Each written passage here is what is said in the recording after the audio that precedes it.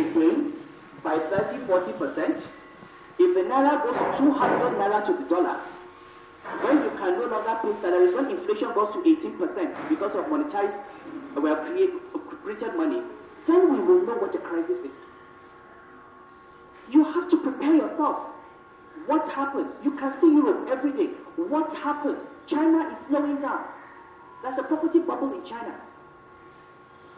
India has had inflation.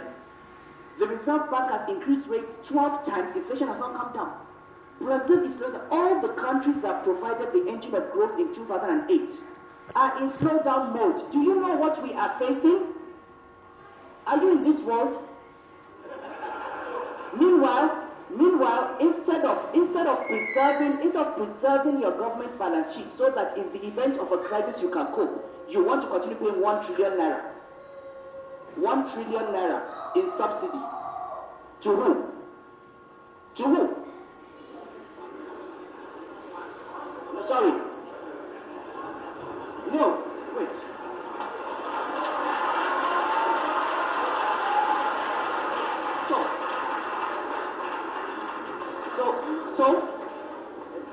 So fine. So we talk about costs, and you know, I would be the last person to say that there are no costs to removal of subsidy. And I'm even willing to guess that this policy will never be a popular policy, and it is normal. If people are paying 65, that's those that are paying 65, and they have to pay 140, it's not going to be popular. But the question is, for those of us in government, is our responsibility to pursue a popular policy or to pursue a policy that is right for Nigeria?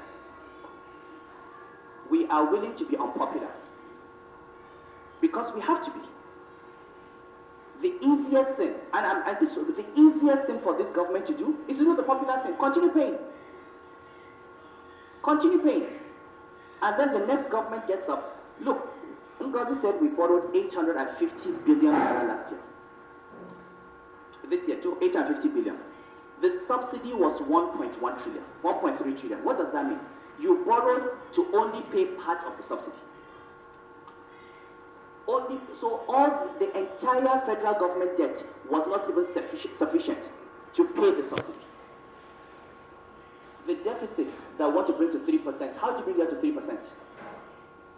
If there's a shock to government revenues today, if there's a shock to reserves, what will happen? The deficit goes to 6–7%. That is how Greece got there. And what is this subsidy? Who is paying it? Final. I'll just go to two final points. You have this conception that Nigerian government is paying subsidy, Saudi government is paying subsidy. One is true, one is false. If a government is running huge fiscal savings, having provided your basic needs, it has extra money, like Saudi Arabia, and it takes part of that surplus to subsidize you, that is government paying. If your revenues are already not sufficient for you to provide the services of your large and growing population, and 70% unemployed, 90% living on less than $2 a day, 70% living on less than $1 a day,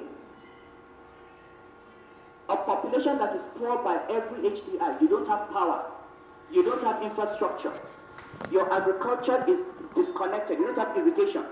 If you are already not earning enough to do that, when you borrow to subsidize, it is our children that are subsidizing us. Because they are the ones that will pay that money. It is not the government. Nduka, when you invite me, you let me talk. I said I had 2 points. I have one. So the final point is on inflation. Because I have been challenged. People said, you said inflation, Issa has said inflation will go up. You know, inflation will go up. If I ask Issa, by what percent? By what percent? By what percent? Because I have worked out scenarios, I have worked out numbers, I'll give you facts. Look at your consumer price index. There's a total breakdown given by MPS. The percentage weight in the CPI given to fuel for transportation is less than 1.5%. Okay? Let us assume that there are other effects. I've even said, look, let us multiply that by 10. Let us say that in your index, petroleum products will have an impact of 15%. That is 10 times the contribution to the index, correct? If you double the price, 15% is just 1/6 of the total index of 100%. If you double the price of petroleum products today, and if you assume a one-on-one translation, that 15 becomes 30. You divide the extra 15 by 6, it is a month-on-month increase in the rate of inflation of 2.5%. Okay, 15 divided by 6. Now, my numbers based on time series have shown that a month-on-month increase of 3% will lead to an annual increase of 2% in the rate of inflation. For the rate of inflation to go up, even on these assumptions, to go up by 4%, you will need to increase petroleum prices by 200%. These are facts.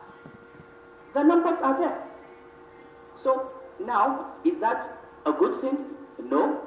But in 2009, inflation was 16%. We brought it down to 10.5%. I'm not happy. I want to get single-digit inflation. I'm not happy to get to 12 or 13%.